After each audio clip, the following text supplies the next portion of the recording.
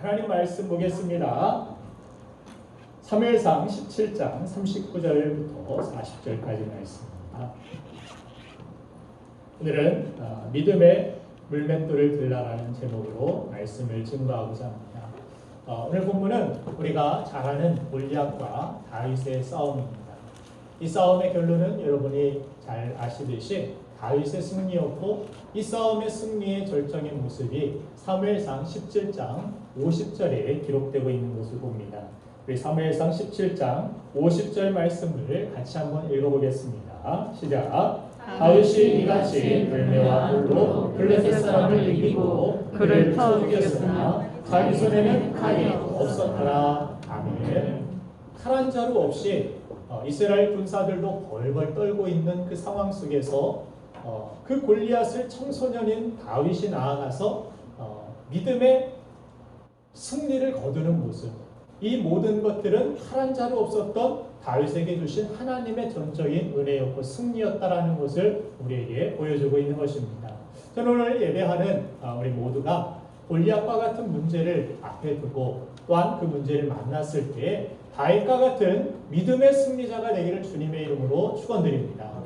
오늘 본문은 우리의 인생과 또 신앙생활에서 실패와 승리 사이에 무엇이 있는지를 밝히 보여주고 있으면서 소년 다윗도 할 수 있었다라면 여러분들도 모두 이렇게 승리할 수 있다라고 우리에게 격려하고 있는 줄로 믿습니다.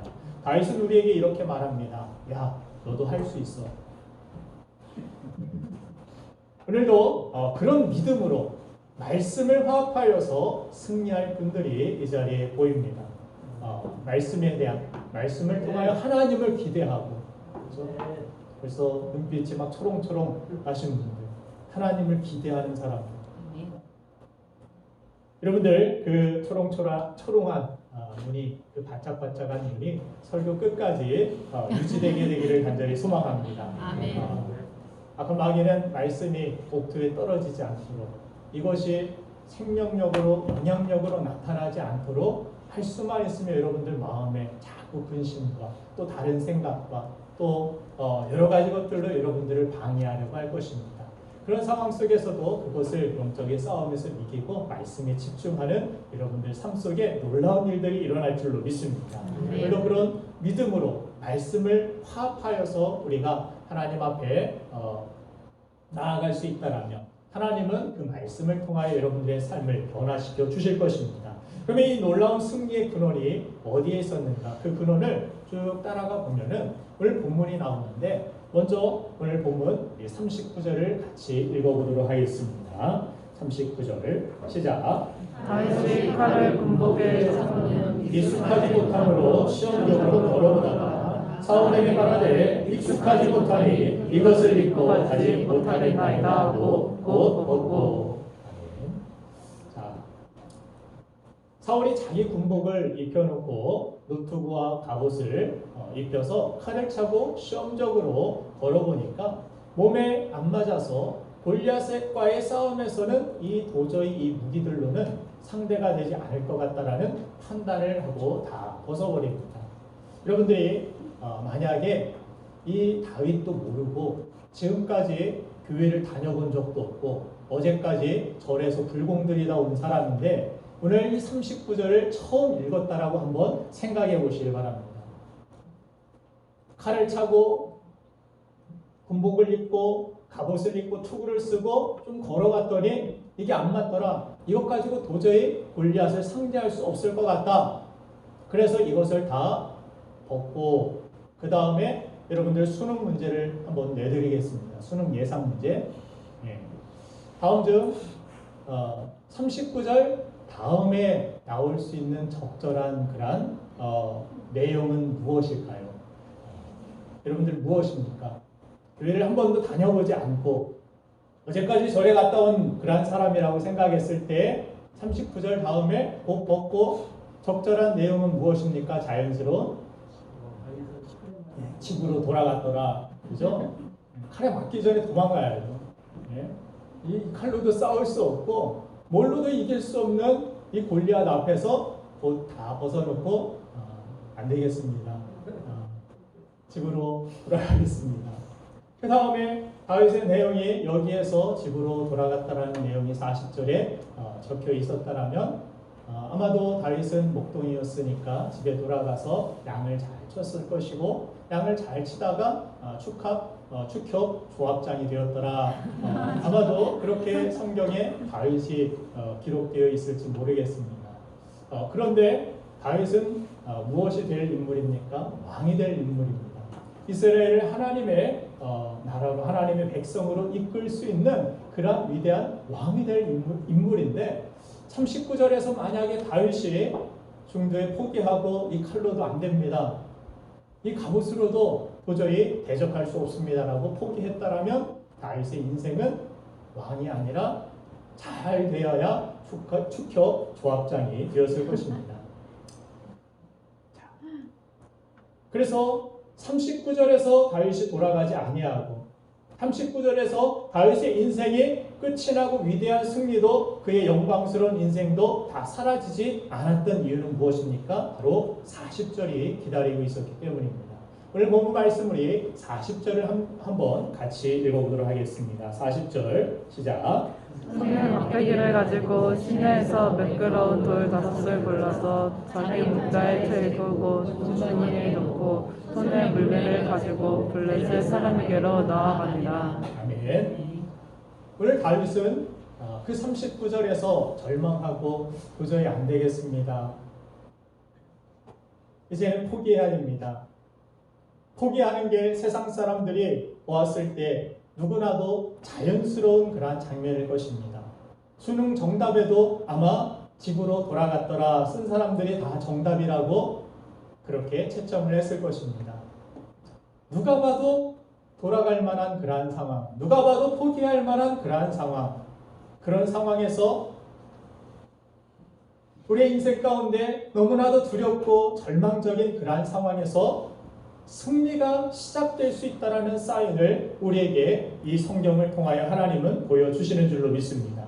해 뜨기 직전이 가장 캄캄하다라는 그런 말을 제가 자주 하는데 너무 캄캄해서 내일은 해가 뜨지 않을 거라는 그러한 생각이 잠시 우리에게 스치는 그러한 순간 포기하게 만드는 게 마귀가 주는 생각인 줄로 압니다.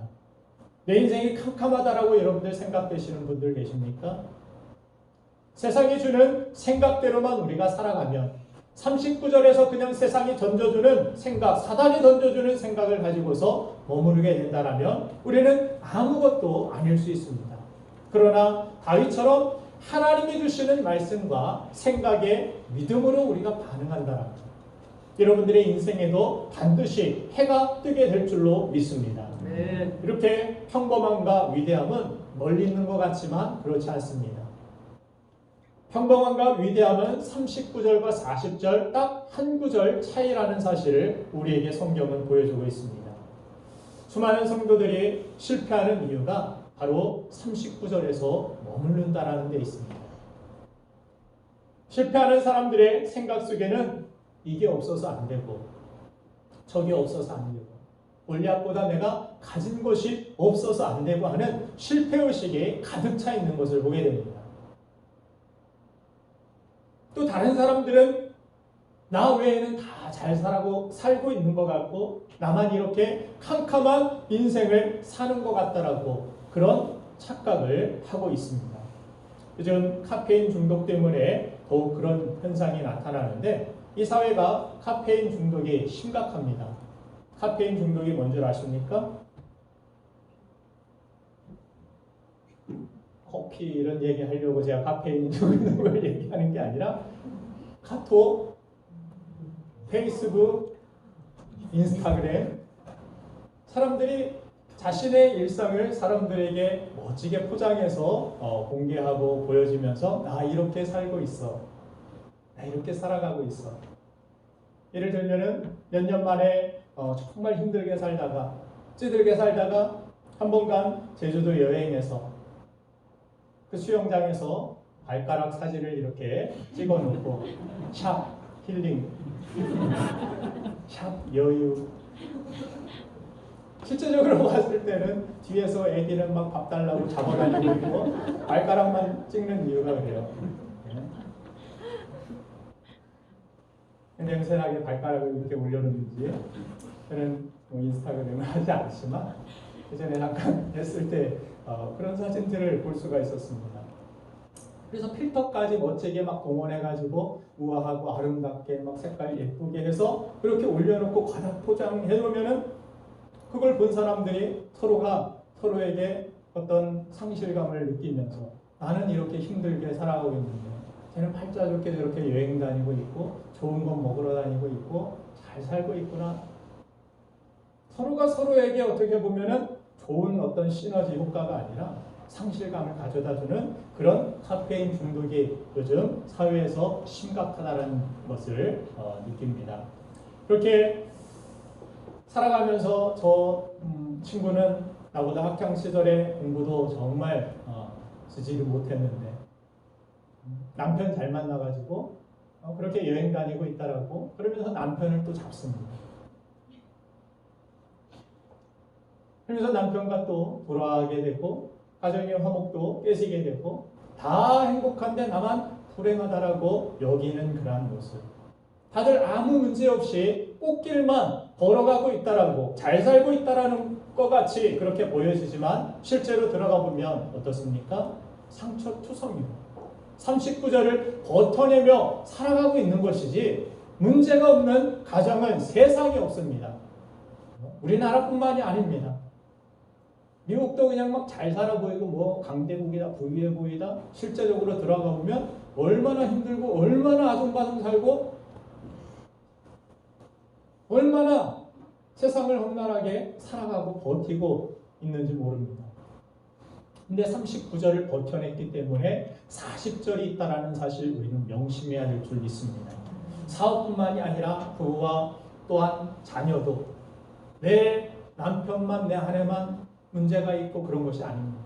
내 자신만 문제가 있는 게 아니에요.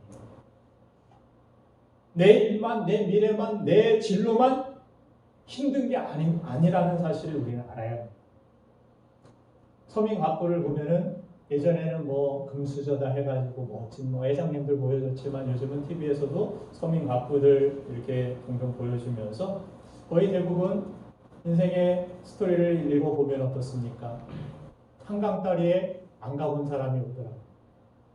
여기서 삶을 포기해야 됩니다. 어떤 사람은 남의 집 문 앞에 있는 개밥을 몰래 훔쳐 먹으면서 줄인 배를 채우면서 버티는 그러한 삶을 살았던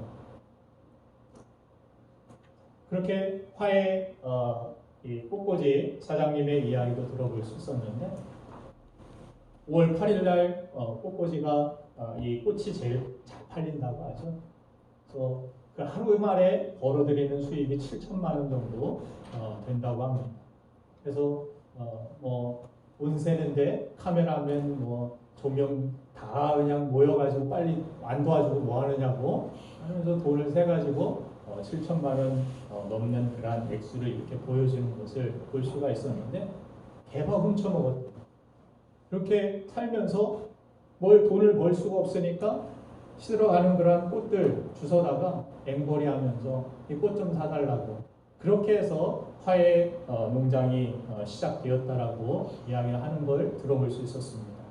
개밥 먹으면서 느끼는 정말 그 심정이 어땠을까요? 오늘 아침에 여러분들 개밥 드시고 오신 분 계십니까? 그 심정 모를 거예요. 정말 힘들 것입니다. 아무리 겉모습이 멋져 보여도 인생은 다 그렇게 버티면서 살아가는 것입니다. 그런 의미에서 우리 옆 사람에게 그렇게 격려해 주시기를 바랍니다. 잘 버티고 계십니다. 조롱조로 하지 마시고 잘 버티시라고 격려하는 그로 우리 힘냅시다. 힘냅시다. 조롱 말하고 마시는데 힘내시라고 해줘야지. 그러면 다윗이 이렇게 가졌던 그 용기와 버티는 그 힘은 도대체 어디에서 오는 것인가? 똑같이 하나님 믿는 사람들인데 사울을 포함한 다른 군사들과 다윗의 차이 그것이 무엇입니까? 다른 누군가는 사울을 포함한 다른 군사들은 39절에 다 절망하고 포기하고 앉아 있으면서. 그러나 다윗은 40절로 넘어가는 그 힘과 그 버팀, 그 용기는 어디에서 나온 것인가? 오늘 이 성경을 통하여 우리가 그 용기를 얻길 원합니다. 그 믿음의 물맷돌을 우리가 얻길 원합니다. 그 근거를 우리는 이곳에서 찾아볼 수 있는데 사무엘상 17장 37절에 다윗의 고백을 우리가 함께 읽어볼 수 있습니다. 같이 읽겠습니다. 시작. 또 다윗이 이르되 여호와께서 나를 사자의 발톱과 물 발톱에서 건져내셨은즉 나를 이 블레셋 사람의 손에서 건져내시리이다. 사울이 다윗에게 이르되 가라 여호와께서 너와 함께 계시기를 원하노라. 아멘. 예. 하나님께서 나를 사자의 발톱과 곰의 발톱에서 건져내셨은즉 하나님께서 이곳에서도 나와 함께 하실 것이다. 하나님이 나를 건져내실 것이다라는 그러한 믿음이 있었다라는 것입니다. 다윗은 믿는 바가 있었기 때문에 용기가 있었습니다. 여러분들 믿는 바가 있습니까? 네. 믿는 바가 있어요? 뭘 믿고 있습니까? 내 통장의 잔고? 내가 가진 능력? 내가 가진 지금 직장? 어떤 기술? 아니죠. 오늘도 예배하는 여러분들 하나님만을 의지하러 이 자리에 나온 줄로 믿습니다. 아멘. 의지하기 때문에 하나님 앞에 나온 줄로 믿습니다. 아멘. 그래서 다윗은 믿는 바가 있었기 때문에 이렇게 용기가 있었다는 사실. 보이지 않는 하나님을 마치 보는 바와 같이 지금 골리앗 외에는 눈으로 보이는 것은 없습니다. 하나님이 눈으로 보입니까? 보이지 않습니다. 그런데 다윗은 보이지 않는 하나님을 마치 보는 것 같이 그 손으로 나를 건져내시는 하나님이 지금 나를 돕고 계셔. 내 곁에 계셔. 나와 함께하고 계셔. 누군가는 이 사실을 눈에 보는 것 같이 보이지 않는 하나님을 믿는 사람이 있는 반면에 보이지 않으니까 하나님도 없어. 그냥 내 눈앞에는 골리앗뿐이야. 내 눈앞에는 그냥 문제뿐이야. 세상뿐이야. 이런 사람들이 있다라는 거예요.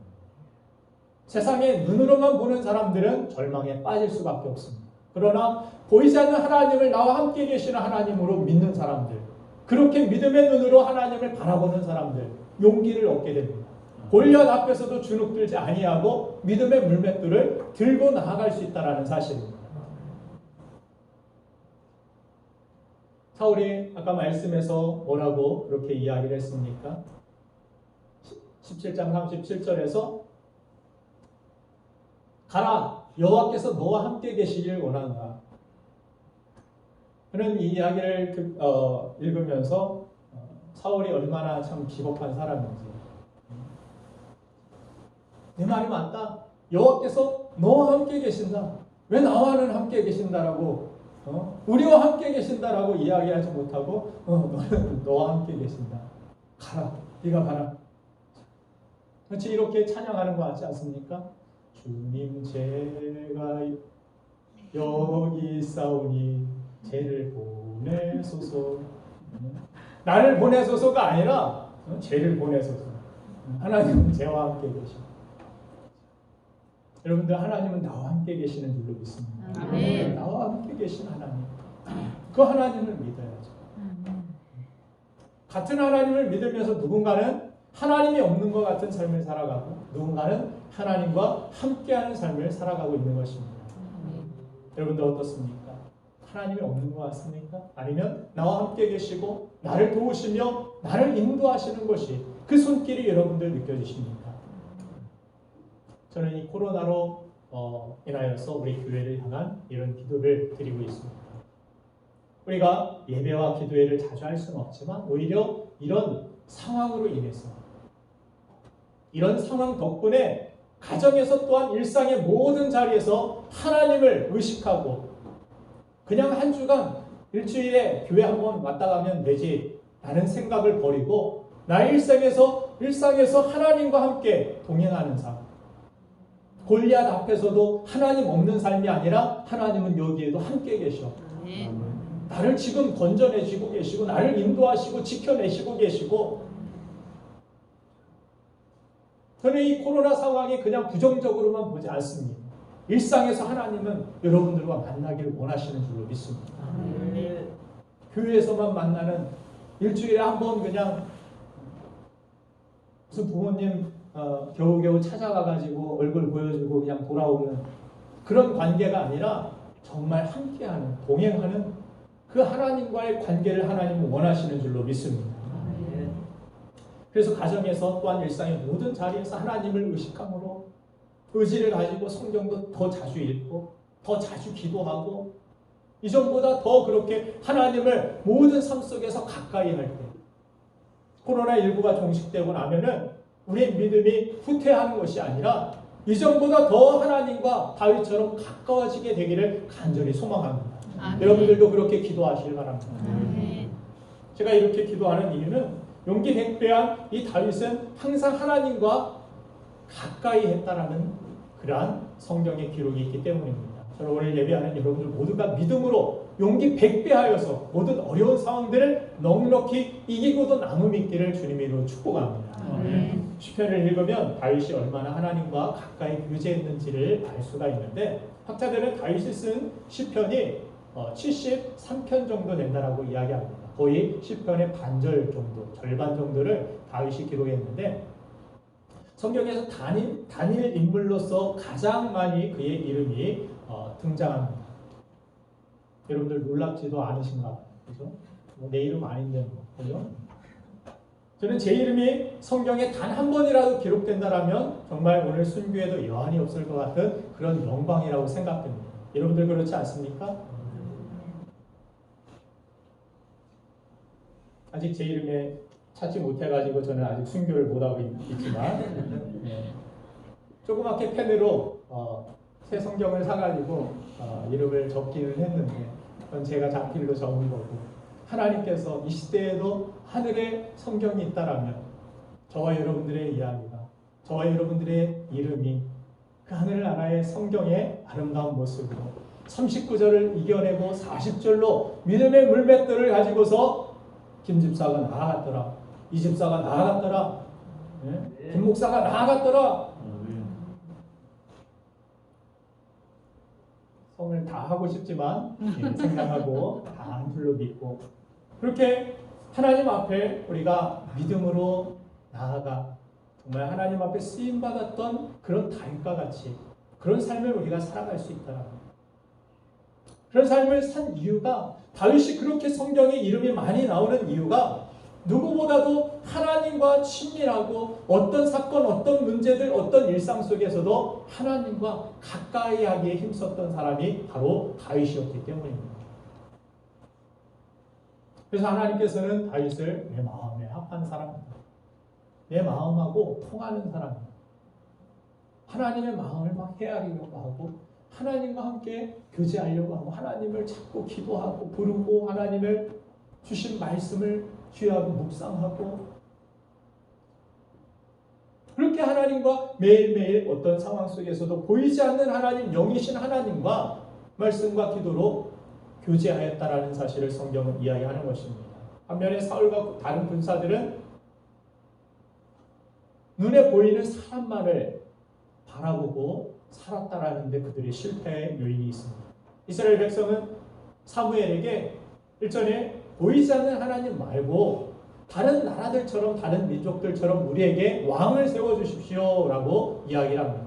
더 이상 선지자나 제사장을 통하여서 하나님 말씀 그냥 보내주시지 말고 말씀 그거 별로 듣고 가도 위안도 되지 않고 그거 별로 우리의 삶 가운데 도움이 되지 않는 것 같아요. 우리의 불안을 잠재워줄 만한 정말 멋진 왕을 세워주십시오. 정말 든든해 보이는 왕을 다른 나라들처럼 체계 있게 그렇게 우리에게 허락하여 주십시오.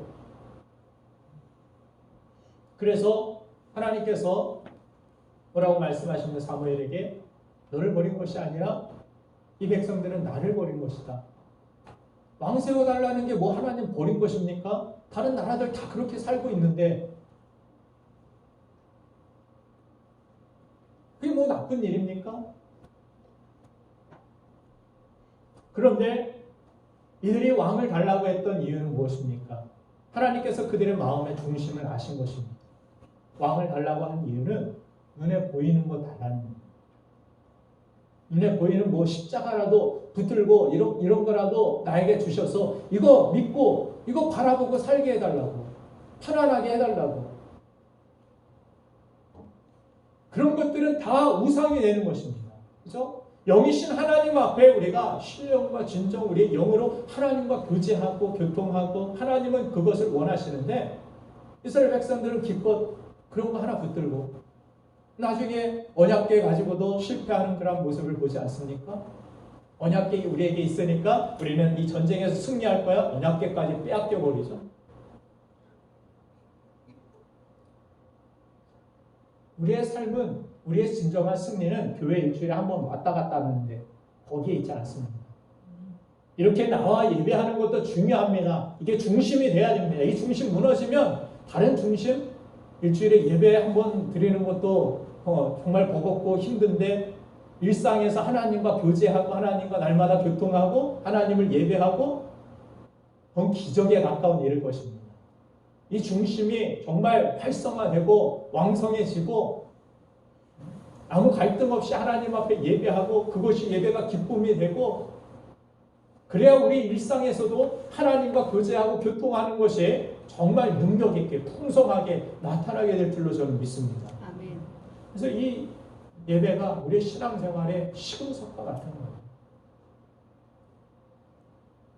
그래서 이스라엘 백성들은 왕을 달라고 한 것이 눈에 보이는 뭔가를 붙들길 원했고 보기를 원했다는 거예요. 보이지 않는 하나님은 없는 것 같고 뭔가 찜찜하고 안 도와주시는 것 같고 우리를 막 직접적으로 도울 만한 말이 통할 만한 그런 사람 채워달라고 이야기한 것입니다. 그래서 하나님은 너희가 왕을 세우는 것은 사무엘 너를 버린 거 아니야.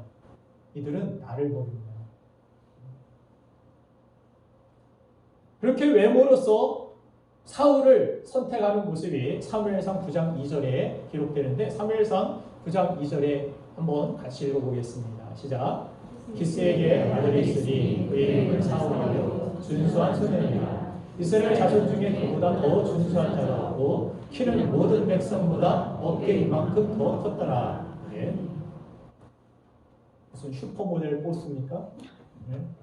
이보다 더 준수한 사람은 없고 사울을 묘사할 때 이보다 더 신앙 좋은 사람은 없고 이게 아니라 이 사람은 키가 어깨 위 머리 하나는 사람들보다 더 있어가지고 멀리서 봐도 이 사람이 사울인지 다 보이고 이 사람 얼굴만 봐도 정말 관상쟁이가 있었다라면 왕의 상입니다. 네? 이렇게 이야기할 정도로 사울을 보았을 때 누구나 이 사람은 왕으로서 부족함 없는 외모를 가지고 있었음을 성경은 묘사하고 있는 것입니다. 그의 믿음, 그의 성품 이것이 아니라 그의 삶 속에서 드러나는 겉으로 보이는 사람들이 의지할 만한 그 무엇 그것이 그의 외모였다라는 것. 그렇게 이스라엘 백성들이 구하고 원했던 바랐던 정말 부러워할 만한 정말 멋진 왕이다. 다른 나라들도 그렇게 인정할 만한 왕을 세웠더니 어떻게 됐습니까? 외모로 더 기죽을 만한 정말 사울보다도 키는 비교할 수 없을 만큼 큰 외모를 가진 골리앗이 나타납니다. 외모로 뭘 의지할 무엇이 그들에게 더 이상 남아있지 않는 그러한 상황 속에서 그들은 절망하기 시작합니다.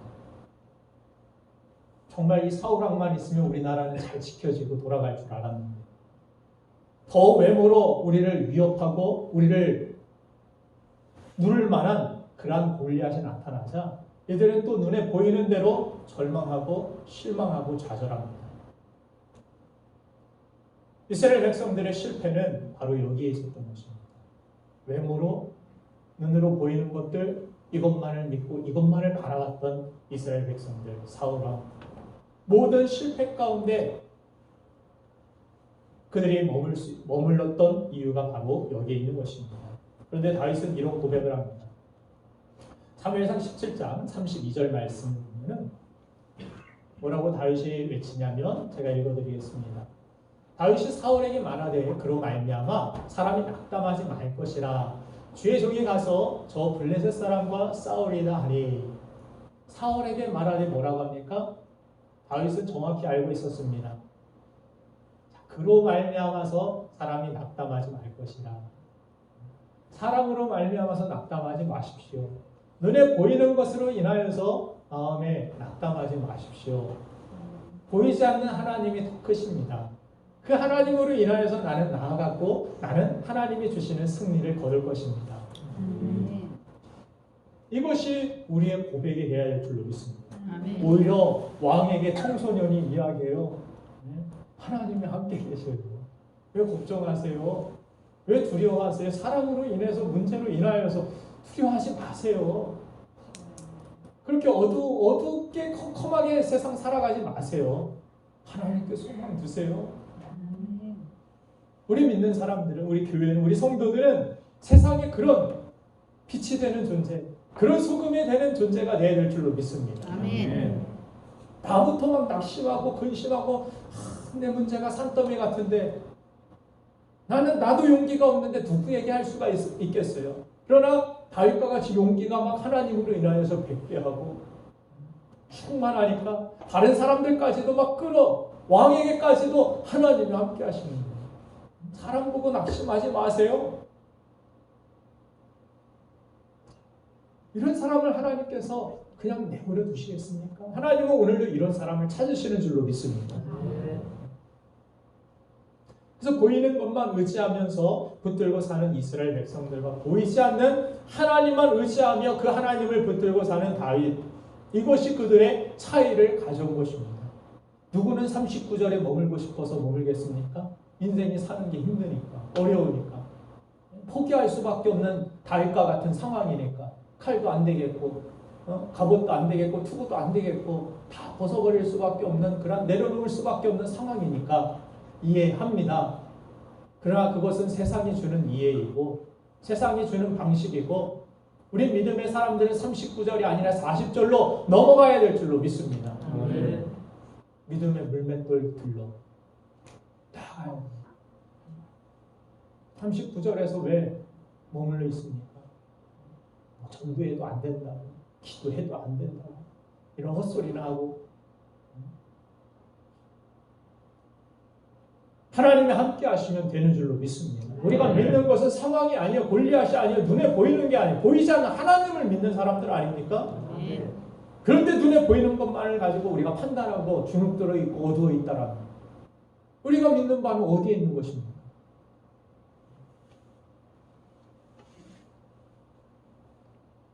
인간은 무엇과 가까이 하느냐, 그것에 따라서 우리의 생각이 달라집니다. 또 말이 달라지고 행동이 달라지고 미래가 그래서 달라지게 되는 것입니다. 특별히 하나님과 가까이 하면 우리 마음속에 용기를 하나님 주십니다. 반대로 하나님과 멀리하면 우리 마음속에 두려움이 그만큼 크게 다가오게 됩니다. 인도네시아나 브라질에는 이 열대 우림이 있는데 보통 나무의 키가 10m, 20m 이 정도의 생명력이 충만한 모습을 사진을 통해서 우리가 볼 수 있습니다. 그러나 북극, 남극에는 얼음밖에 없습니다. 그래서 사방을 둘러봐도 얼음이에요.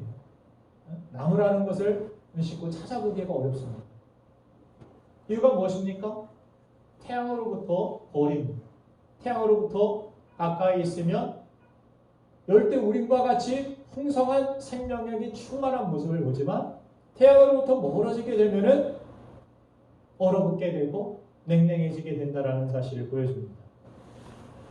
우리의 신앙도 마찬가지입니다. 하나님과의 거리가 가까우면 열대 우림처럼 우리 안에 생명력이 충만해집니다. 용기가 충만해집니다. 생기가 충만해집니다. 그러나 세상 것만 우리가 바라보고 눈에 보이는 것만 바라보고 즐기면 어떻게 됩니까? 냉랭해집니다. 공허해집니다. 두려움만 가득하게 됩니다. 그 두려움은 환경의 문제가 아니라 거리의 문제라는 사실을 우리는 꼭 인식해야 됩니다. 환경 때문에 나는 내 마음이 이런 거지. 아닙니다.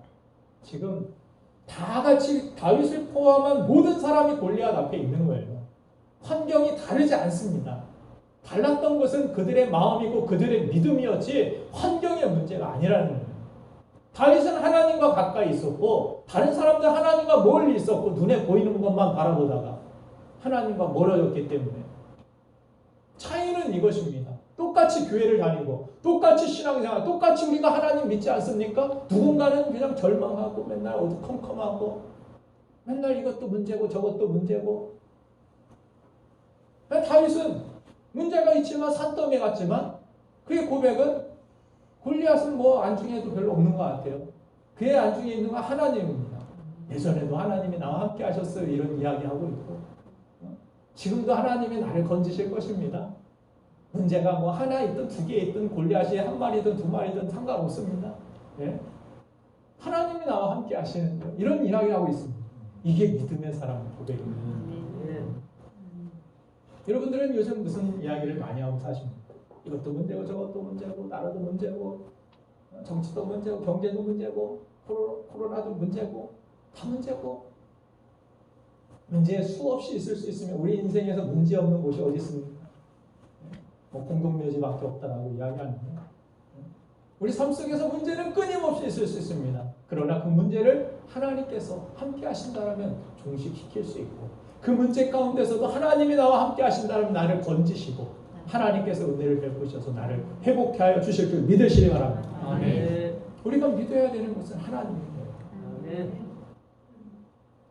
그래서 우리 마음이 냉랭해지고 우리 마음이 얼어붙고 두려움으로 가득 찬 이유는 누구 때문에 어떤 문제 때문에 아닙니다. 내 마음이 내가 하나님과 지금 멀리 있기 때문입니다. 거리로 여러분들이 아셔야 돼요. 그래서 지금 뭐 해야 될 때요? 하나님께 가까이 나가야 돼요. 아멘. 시편 3편 6절 말씀을 보니까 이런 고백이 좀 멋진 고백이죠. 우리 함께 읽으면서 한 번에 외워보립시다. 같이 읽겠습니다. 시작. 천만이 나를 배웠사 진친다 하여도 나는 두려워하지 아니하리라. 아멘. 최악의 어려움이 있는 이 다윗이 천만인이 나를 둘러싸도 나를 친다 해도 나는 두려워하지 않습니다. 왜요? 이유는 한 가지입니다.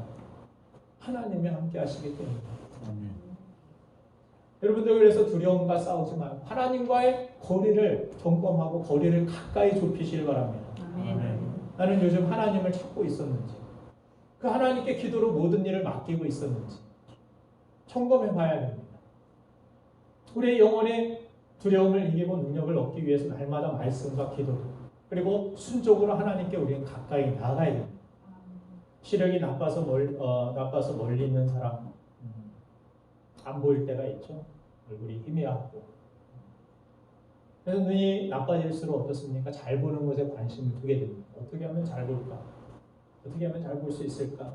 노안이 들면은 돋보기 안경을 받치기도 하고 근데 가장 쉬운 방법은 여러 가지 도구를 사용하는 방법도 있겠지만 가까이 가면 잘 보이게 됩니다. 가까이 가면 그렇죠? 이게 여러분들 글씨가 있는데 보입니까? 순천향대학교 뭐 이렇게 써 있는데 저는 가까이 있으니까 보여요. 왜 나는 하나님이 안 보입니까? 나는 왜 하나님을 느낄 수 없습니까? 하나님의 살아계심을 나는 모르겠습니다 하는 분들 하나님이 없어서 모르는 게 아니에요. 이 글씨가 없어서 우리가 못 보는 게 아니에요. 가까이 가지 않으니까 거리가 머니까 안 보이는 거예요.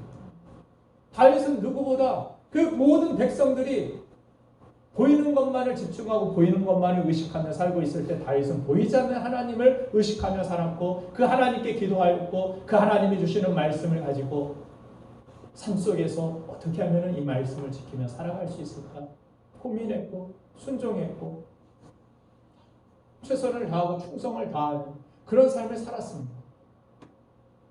날마다 여러분들 하나님께 가까이 나아가면 우리 삶의 문제들과 우리 마음에 있는 모든 얼어붙었던 동토가 다 녹아질 줄로 믿습니다. 아멘. 날마다 우리가 말씀 보고 더 기도하고 그러면 우리는 하나님께 더 가까이 나아가게 됩니다. 사랑하는 여러분들, 얼음은 깨는 게 아니라 녹이는 것입니다. 하나님 앞에 얼음을 태양에 녹으면 녹아지게 될 줄로 믿습니다. 주님께 가까이 가면 우리 안에 있는 두려움을 하나님은 용기로 바꿔주실 줄 믿습니다. 아무것도 없어도 하나님과 가까이 하면 두려움이 사라지게 될 줄로 믿습니다. 그래서 하나님만이 우리의 희망이고 하나님만이 우리의 유일한 구원자시고 하나님은 우리 안에 여전히 오늘도 함께 계시는 줄로 믿습니다. 그리고 하나님이 하시면 됩니다. 할 수 있습니다. 나는 두려워하지 않겠습니다라는 믿음의 용기를 가지고 오늘 내가 할 수 있는 최선 믿음의 물맷돌을 여러분들 드시기 바랍니다. 아멘. 기도의 물맷돌을 드시기 바랍니다. 아멘. 말씀의 물맷돌, 성경의 물맷돌을 드시기 바랍니다. 아멘. 그리고 하나님의 영광을 위하여 나에게 맡겨진 사명을 위하여서 용기를 가지고서 전진하여 나가는 여러분들 되시기 바랍니다. 그래서 하나님은 오늘도 두려워 떠는 사울의 군대가 아니라 믿음의 물맷돌을 든 다윗을 하나님은 찾으시는 줄로 믿습니다. 오늘 하나님이 찾으시는 그 다윗이 저와 여러분들이 되시기를 주님의 이름으로 축원드립니다. 그래서 우리가 절망의 39절을 넘어서 승리를 향한 40절의 믿음의 위대한 도전이 여러분들의 삶 속에 시작되기를 주님의 이름으로 다시 한번 축원드립니다. 아멘. 우리 기도하겠습니다. 사랑의 주님,